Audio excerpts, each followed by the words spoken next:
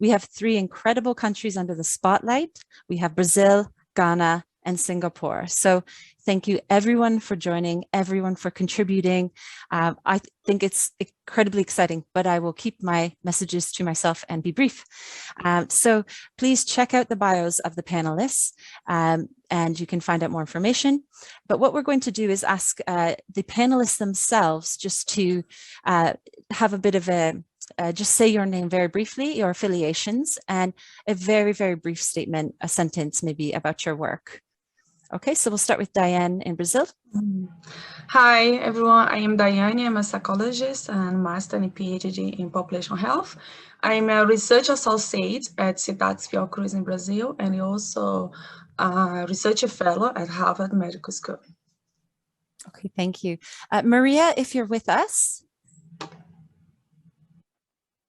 Okay, we're going to go now, switch to Ghana. Akorfa, are you with us? Okay, I know that Atsu, Dr. Latey is here. So Atsu, if you can introduce yourself to us. Sure, thank you. I am Dr. Latey from Ghana. I'm the CEO of MINDIT. MINDIT is a mental health service I began in Ghana. We use innovation to screen the population for psychological distress and help provide them with affordable and accessible mental health care. I am keenly interested in digital tools to improve access to healthcare in Ghana. Thank you very much, and I'm glad to be here. Thank you. Thank you so much. Now we're going to, well, revisit. Let's see if Akorfa, if you're with us, we'd love to have an introduction, but otherwise we will now switch to Singapore. Weng Mooi, if you would like to say hello to us, introduce yourself. Hi, this is Weng Mooi here from Singapore, and I'm a director of MOHT, as you can see big there. MOHT is a new setup that's set up by Ministry of Health. We are called MOH, Office for Transformation Care. So we look into working with partners to see how we can transform our healthcare system through 3 fundamentals. One is using data to be able to have better decision making. The other one is digital solutions to empower and enable individual. And lastly, to look into how we can do financial redesign in order to have appropriate care. And one of the areas we look into is to reach out to people who are hard to reach and engage, and that includes mental health. Thanks. Wonderful, thank you. And John Wong. Hi. Good day to everybody from UK and from Ghana and from Brazil. This is John from Singapore. We are in the evening time, 7 p.m. I have many of my Singaporean colleagues here as well. Greetings to all. I'm a psychiatrist by training, and I've been privileged to work with adult population, child and adolescent population. I was previously the head of department in the university department and the National University Hospital. Currently, my administrative responsibility is the director of NUS Mind Science Center that looks at preventive mental health, which I'll speak a little bit. Yeah, so nice to meet everybody, and nice seeing Becky again. Hello. Hello. Hopefully I will be more relaxed in a moment while all these things are flying around. But I want to say thank you, everyone, again, just for being here. I really appreciate this. I think this is so important to capture culturally sensitive approaches, whether we're thinking about technology or not, but especially when technology scales so quickly, it can become global so rapidly. So we need to be aware of these sensitivities and cultural aspects. So what I want to do is just check in again to see if we have Maria from Brazil. Okay. Do we have Akorfa from Ghana? Okay, so what I'm going to do, if everyone's happy with this, I'm going to flip the ordering of the countries. I hope this isn't too much of a surprise. Yes, good morning. Hello. Good morning, Akorfa here. Hi, okay, lovely. This is great. We would love to hear more. If you could just give us a brief bit of information about your affiliations and a sentence or two about what your work involves. Good morning, everyone. My name is Akorfa Akpanya-Hlorvor. I'm a legal practitioner and also the acting head of the Rights and Quality Division of Mental Health Authority. Currently, my division is working to establish the Mental Health Review Tribunal and the visiting committees. These are statutory bodies set up by the Act, the current Act we are working with, to ensure that the rights and the rights of the mental health patients are protected. I'm also working to leading a team for the amendment of the mental health regulations. Thank you. Okay, super. Okay, so I'll do one last shout for Maria in Brazil. Okay, so now I've decided that we have Ghana present with us, both of our opening panelists. So I would love to ask each of the panelists to take 5 minutes, and I apologize for interrupting. Please don't think I'm rude. I'm a Canadian and I always apologize, so very sorry. But 5 minutes, and I think what we will do is, yes, again, to start with Ghana. And Akorfa, if you could take 5 minutes to go into further detail about your work in Ghana.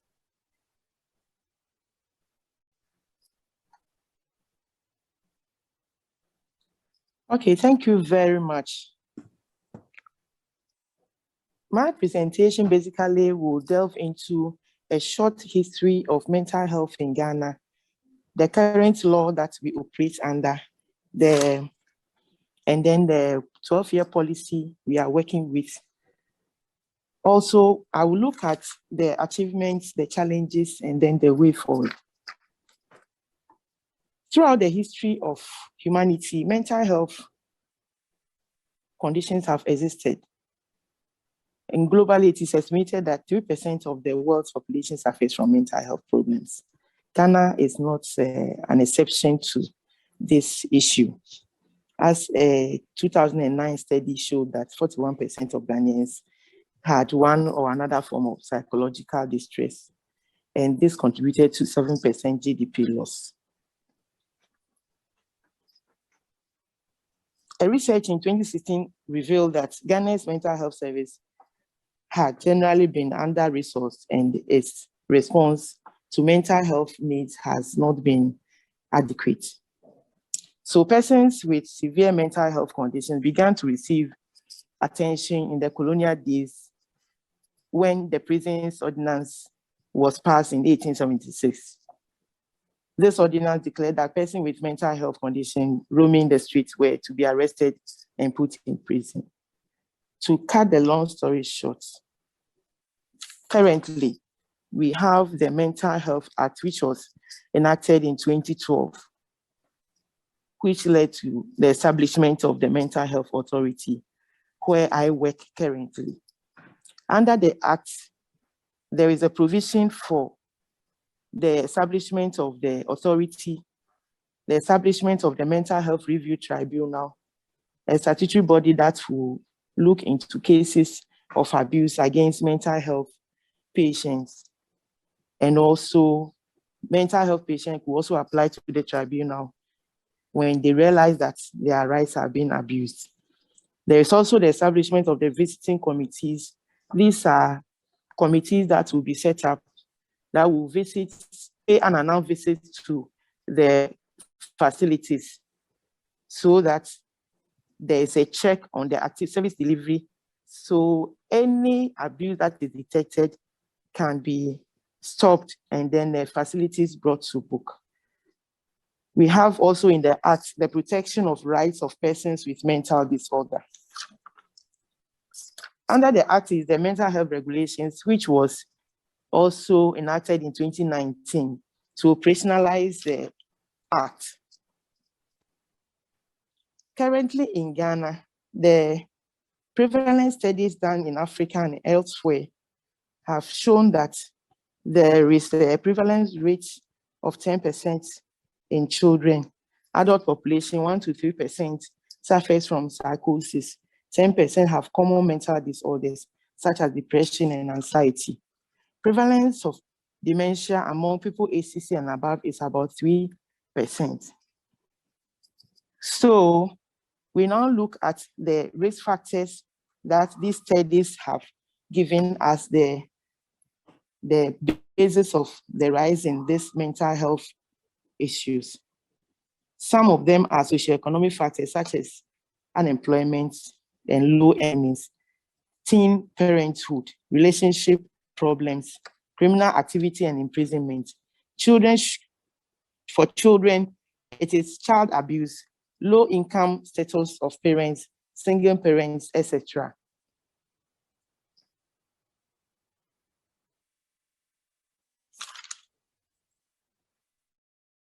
The achievements we have had in Ghana, which my division is seeking to improve upon, is the establishment of the Act itself is a big success.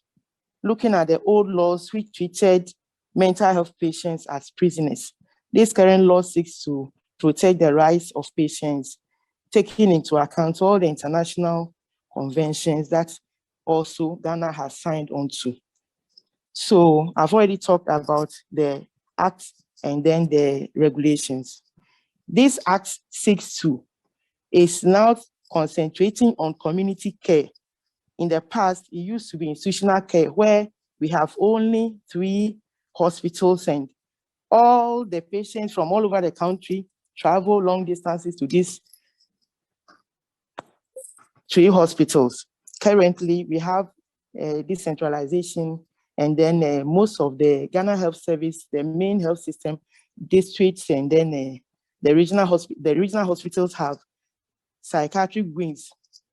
So we are getting closer, and we hope to get to the districts where all the district hospitals will be linked to the psychiatric units, and then service deliveries, mental health service delivery will be in the communities.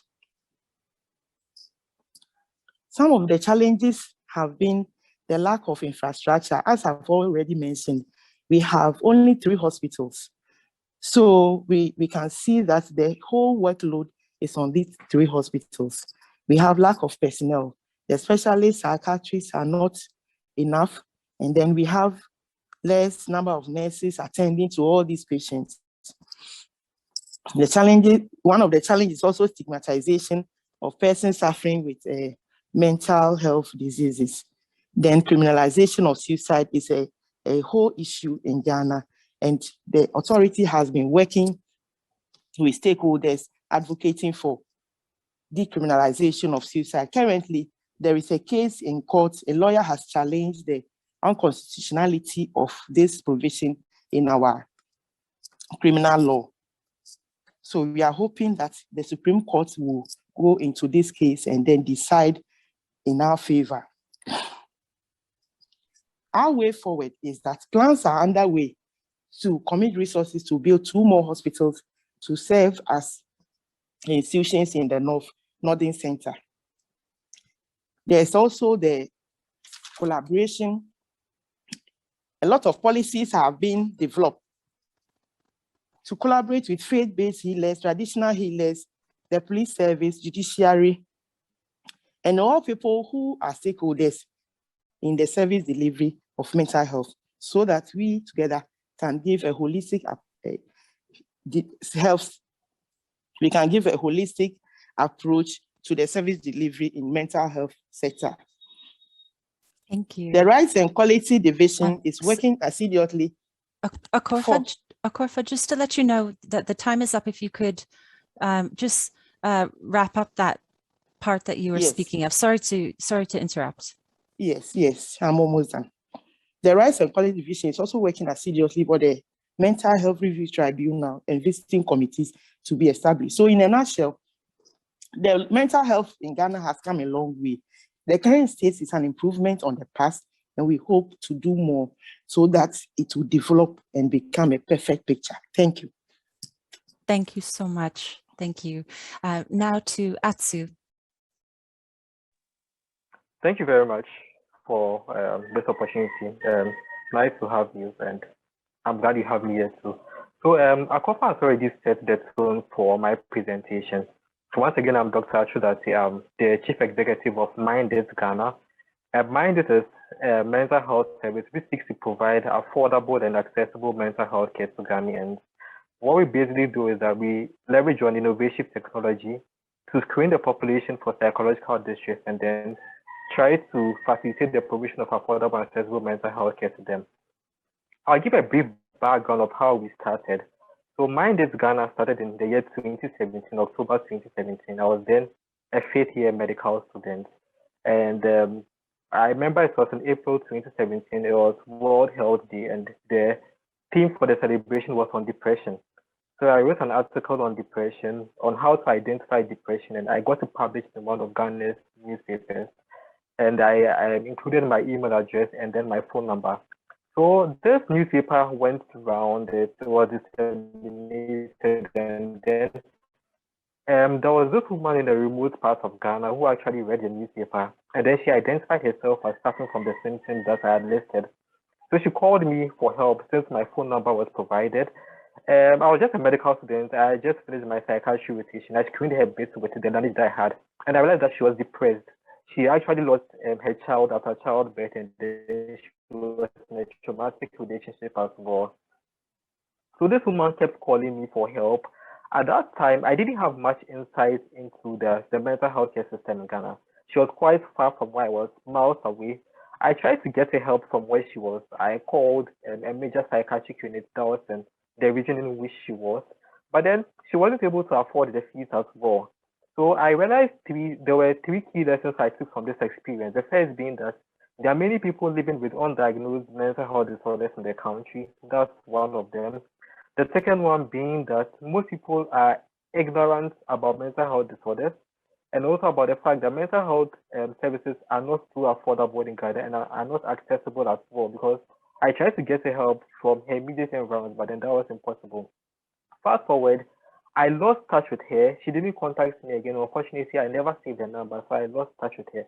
So I had, it was a learning experience for me, and largely, I realized that many people in Ghana like her who be going to the same predicament, being that they weren't aware that whatever they were experiencing with mental health disorders, they didn't have access and they couldn't afford mental health care. So I thought of a way to screen the Ghanaian population for mental health disorders and address these problems, thus identify their problems, help them gain access to accessible and then affordable mental health care. I didn't have enough money. I didn't know how I was going to screen a large portion of the population. So I got some friends on board and began a service called MINDIT, where we got the services of a short code. There's a short code in the country, and then I got an engineer on board. We encoded some screening tools onto the short code. The short code is toll-free, is free on all networks in the country. You don't require internet data as well. So what we did was that we encoded the short screening tool onto the short code. I got some volunteers, that's my colleague medical students, to make the call. So when the user does the short code, we actually receive the user response and then the person's telephone number. Now, as Akorfa mentioned, there are only 3 major psychiatric units in the country, all of which are private, and almost all of them are found in the southern parts of the country. So usually, people who need some form of advanced mental health will have to travel all the way to the south of the country. That's impeding access to mental health care. But the Ghana Health Service thought of a way to decentralize mental health care by shifting care to the periphery, that's to other parts of the country. They trained physician assistants and some nurses in that mental health and posted them around all the country. So we have this ubiquitous community mental health unit. So what we do is that after a user uses our short code, when we receive the person's responses and phone number, we call the person, screen them further, find out where they are located, and then direct them to the nearest community psychiatric unit for care. Thankfully, the community psychiatric units accept the National Health Insurance Scheme. It's a prevalent insurance policy in the country which is accepted by most policies in Ghana. So they are able to provide free consultations for these users. So basically, we screen the population using our short code. We dial our toll-free short code across all parts of the country. We receive your responses via an instant text message and an email. We have a call center now, which calls the people, screens them further, and then we'll clinch free consultations for them across the community psychiatric units across the country. We've been operating since 2017. We've been successful in screening over 2,000 Ghanaians and providing at least 200 free consultations for people, barring some challenges of stigma and the users to actually access these services. So that's what we basically do, screening the population for psychological distress and signposting them to where they can receive affordable and accessible mental health care in the country. Thank you very much. Okay, thank you very, very much. Now, I do believe we have Maria with us. So on that note, we're going to switch back to Brazil. And I'd like to ask Maria, if you're here, introduce yourself and please take 5 minutes to talk about an issue, opportunity or challenge in Brazil and the work that you do.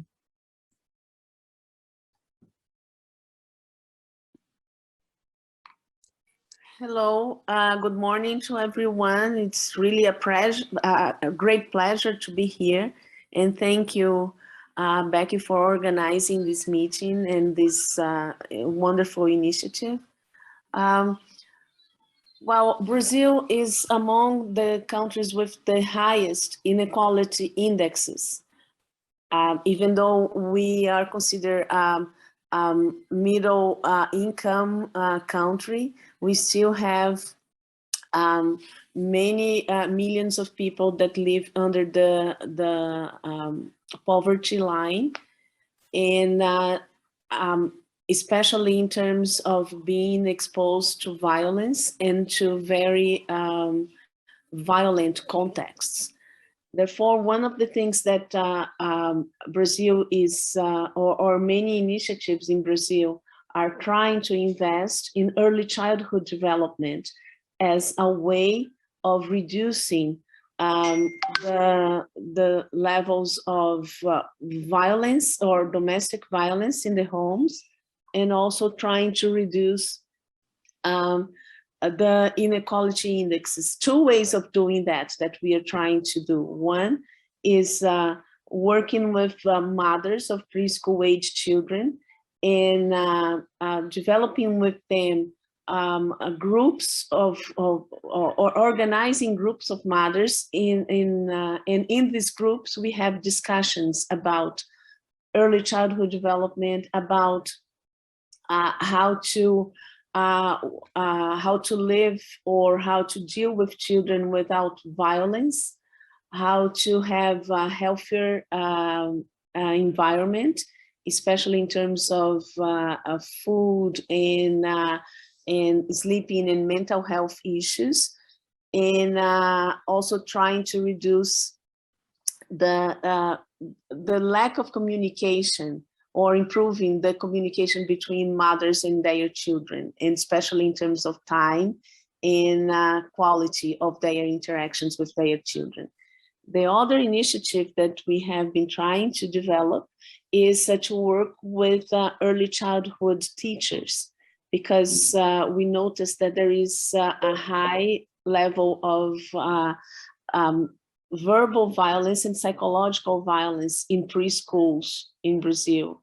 So we are trying to work with early childhood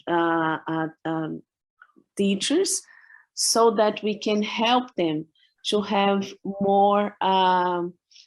more effective interactions with their students. And these are, we're talking about 3 to 5-year-old children that are in the preschools. And therefore, we're trying to help them to develop more peaceful strategies of dealing with their children.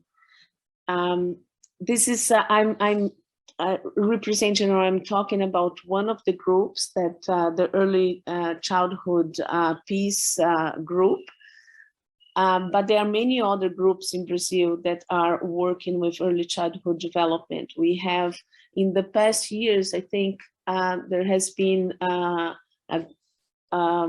great awareness in terms of how the early years are so important for improving the quality of life, improving mental health issues, reducing violence, and also reducing inequality. In a way, the idea is that by working with mothers of these very, very young children, and also the teachers of these very young children, once they grow up, they will be adults in the future that are also less violent with their own children. So the idea or the theory of change is really working with young children in order so that in the future we can break the cycle of violence. This is the main area that I'm involved in, and I think in Brazil this is there are many other groups also working with this idea. So it's a great opportunity nowadays for working with early childhood development. Thank you so much, Maria. Yeah, that's really excellent. And now to Daiane. And just to let people know, we do have a bit of time. So I know we're against the clock, but Daiane, if you could go next, please. Can I share my slides, please? Of course. I did it. Can you see it there now? Yeah. Okay, can I start? Of course. So Becky, thank you for the invite. It's quite challenging to talk about mental health in Brazil in 5 minutes. So I will stick to my finds up to now. So for those who don't know Brazil, Brazil is this orange area here. We are almost half of the South America area. We are about 47% of the total South America. We have plenty of beaches in the country, so you are all welcome to come to visit us. However, we also have many social and economic problems, as Maria just has mentioned already.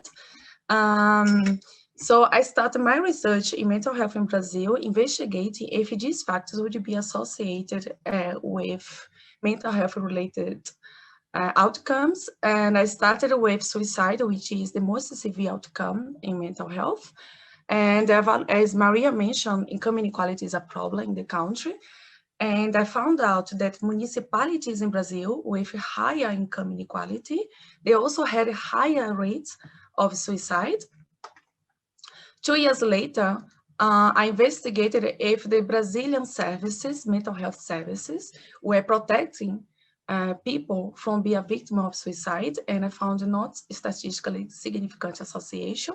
So income inequality was associated with increased suicide, but the mental health services seems not to be helping to protecting it at the country level. Later, we evaluated in 2018 if the Brazilian cash transfer program would be able to prevent those deaths, and we found a 6% decrease. So municipalities with a higher coverage of the program would have 6% lower suicide rates. We also found in 2019 that the austerity measures, when the government started doing the austerity policies, put in place the austerity policies, we saw a quicker increase in the suicide rates in the country. It's interesting to be talking about these factors in an international conference, because these factors can be diverse depending on the country that you are talking about. For example, income inequality, it was investigated in high income level countries, and they did not find an association. There are many reasons for that. And besides these economic factors, there are also cultural aspects that can be diverse, depends on the country. This is me in 2019, in present the World Conference for Suicide Prevention in Ireland. And I still remember the face of the people very surprised when I was presenting data from a hospital in Brazil, where the people were saying the reasons for the attempted suicide, means people that were hospitalized in Brazil by a suicide attempt, and they were stating which reasons they thought it was for the suicide attempt. And most of them said that interpersonal conflicts, gender issues, and violence were the reasons, the main reasons for about 44% of the people who responded. And they also said that the husband, partners, and boyfriends were the people, the person involved in this, there's someone going, in these conflicts, in these interpersonal conflicts. And I also presented today, it's not going, oops, some of the statements And that some women said that the husband were beating her, and that's why they want to kill her. He want to kill her with iron. My husband was the reason I couldn't stand living with him. She says they had a fight. He offended her, and she attempted suicide. She has been beaten and raped by her husband all her life. So people are quite surprised by these statements, and these cultural aspects can be so diverse. It depends on the country. So summarize, I think there are diverse opportunities to improve mental health in Brazil, and with so many social and economic problems that need to be addressed, as Maria was mentioning. However, we have to think outside the box and thinking not only about the psychiatric or clinical or psychological approach, but also consider these other factors. There are so many differences across countries and also within countries. For example, in Brazil, if you go to the north and you visit the south, it's totally different in terms of culture, even the way how we speak can be a bit different, and socioeconomic aspects, and even weather is different. So we have to be very careful when we are bringing guidelines from abroad. For example, the WHO guidelines, especially if the guidelines are based on studies done in high-income countries.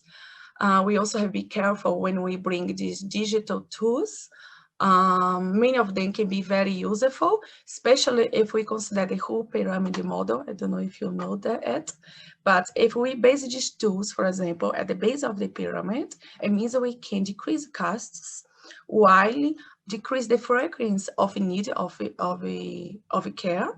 The need for long stay and more specialized care. This is the pyramid that they basically organizing that most people needs more like self-care, informal community care, and less people needs longer stay. So the idea is if we bring up tools and strategies that can impact on the base of the pyramid, we're going to decrease the number of people that will need more specialized care, and this decreases costs, as I said, and the frequency of the need. Okay. So, but Daiane, just to let you know, yeah, if you could. Yeah. So to wrap up, just last phrase. I do think there is lots of potential to digital mental health in Brazil, but I think that to do so in an effective way, we have to consider all these factors and think about before bringing the new technologies to the country. Thank you very much. Okay, now we're going to Singapore, and I thank you very much for your patience because I know it's late there in the evening for you. So thank you for your time. If we could start with Weng Mooi, please.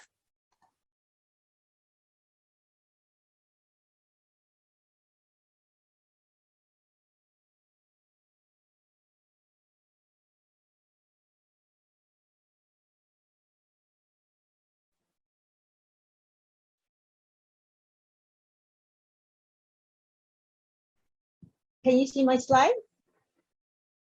Yeah. Yeah. Okay, good. Thanks. Good evening, everyone, and good morning and good afternoon to some of you. Thanks, Becky, for inviting us. I think it's wonderful. This is really a very timely event. So this is Singapore, beautiful, and welcome everyone to come to Singapore post-COVID, right? Of course, yeah. We are very lucky in Singapore. We are fairly small, about 26 kilometers. 26 by 26, and we have about 6 million people, and of which only about 4+% are Singapore residents. So for mental health, we have evolved from fairly hospital-based, outpatient-based to starting with the National Mental Health Blueprint back in 2007. So we are still fairly nascent in the area of community mental health. So when we first started the National Mental Blueprint, it was more of an outreach from the hospital, building up the awareness in the community, as well as building up capabilities in the primary care, GP, general practitioners, as well as research. And then when in 2012, that's where I was very much involved in developing the community mental health master plan.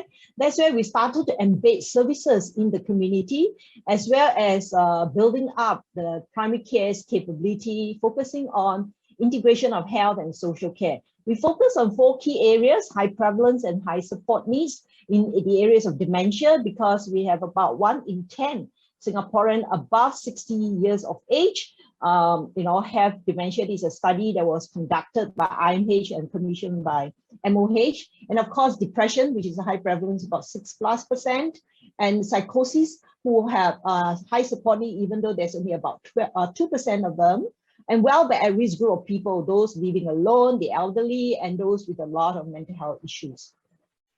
And over the last 10 years or slightly more, we have been able to build up the services across the nation. As you can see here, we have about 27 committed mental health partners, and these are NGOs that are funded by the government, and providing more than 60 over services, whether it's community interventions as run by counselors, clinical psychologists, nurses, or outreach and support team, which are basically 3 manpower that looks into how they can do outreach to increase awareness and do social and healthcare linkages. As you can see here, we also have the hospital specialist-led team that will then help to support these NGOs if they have any issues and questions, and also in terms of building up the capabilities.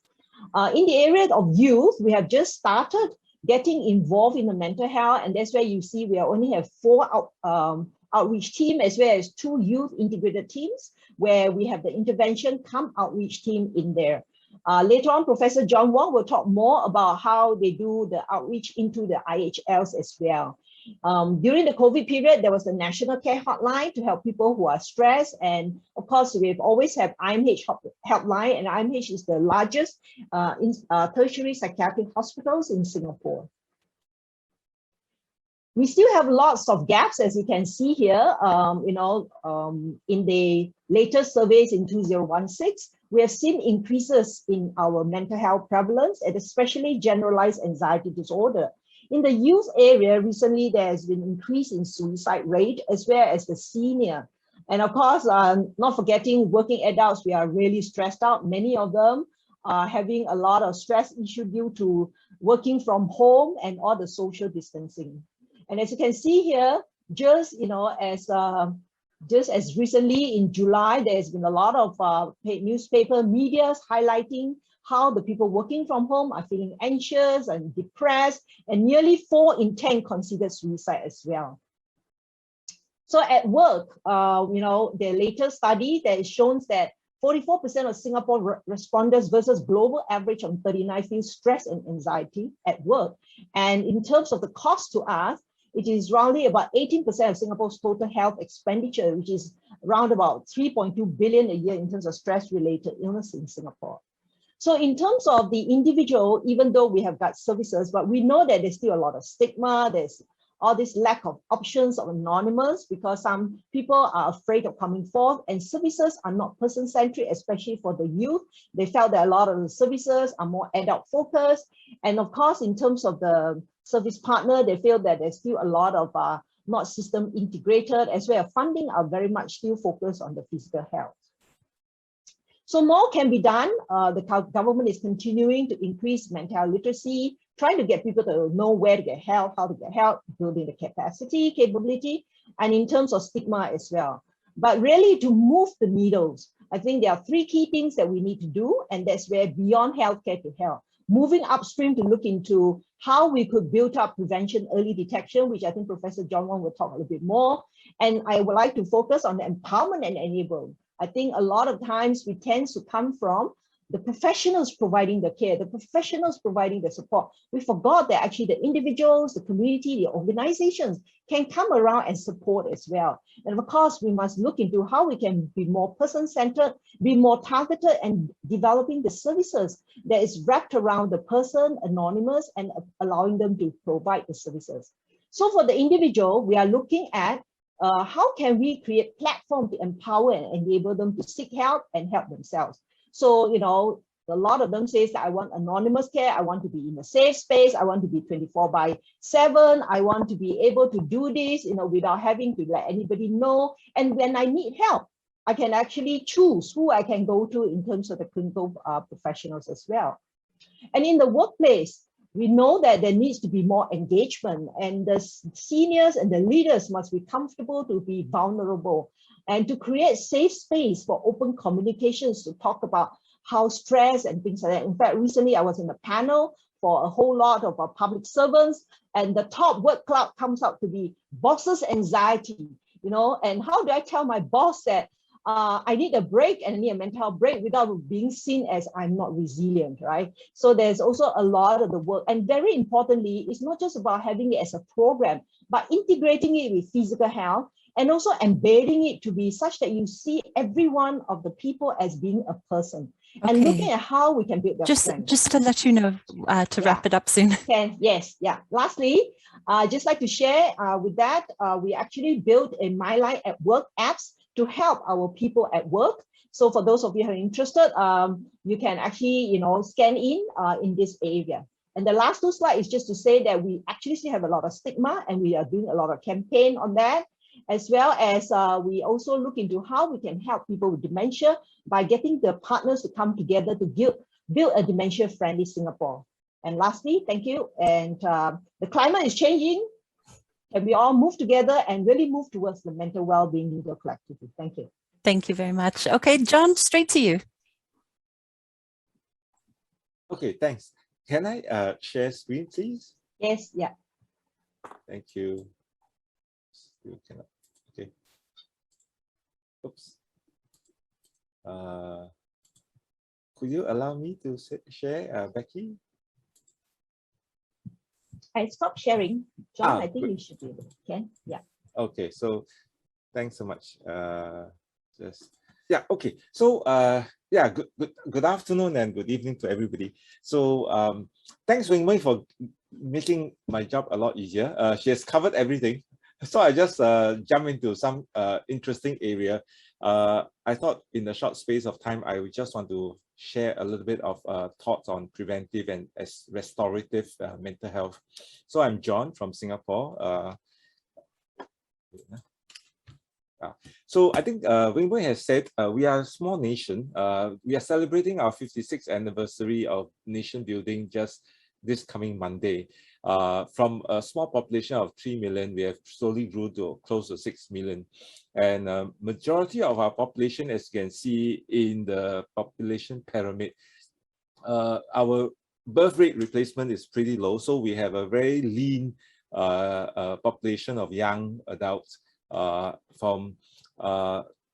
those who are 15 to 24 years old, it's about 12% of the population compared to Asian youth, which is about 15%. So what it means is that in about 20 years time, we will be a very aging population while we are very young now.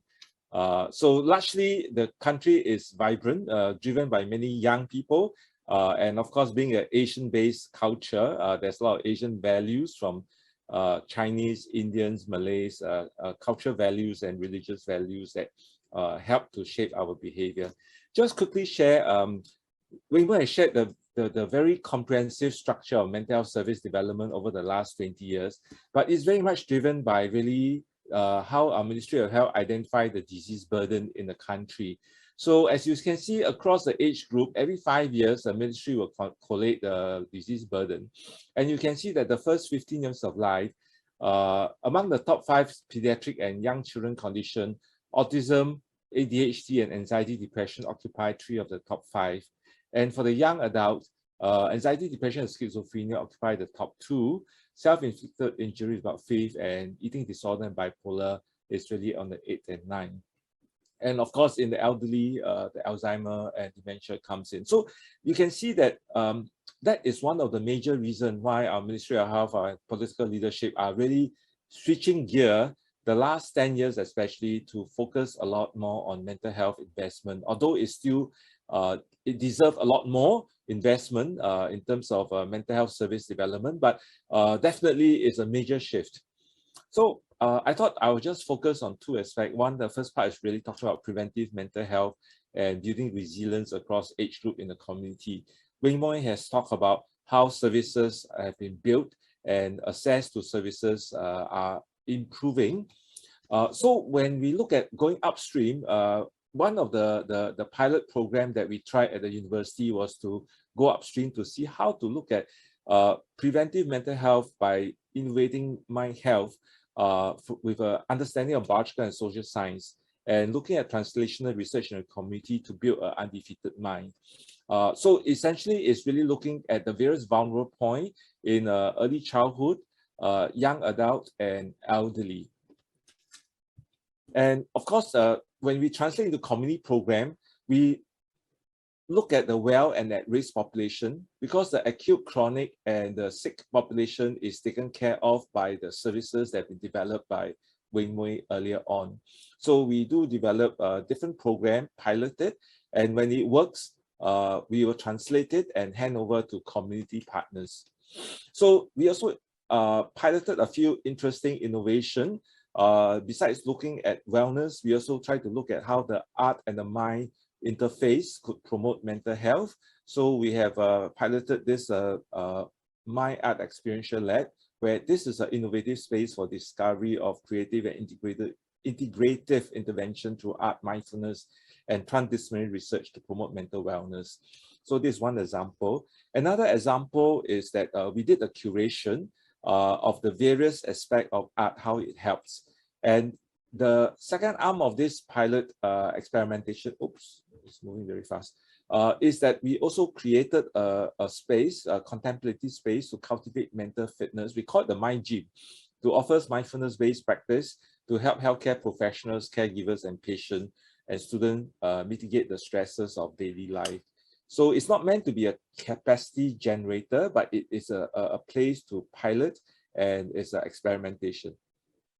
And I think all this is only possible when we work with various industry partners, we work with various community partners to make it possible and relevant.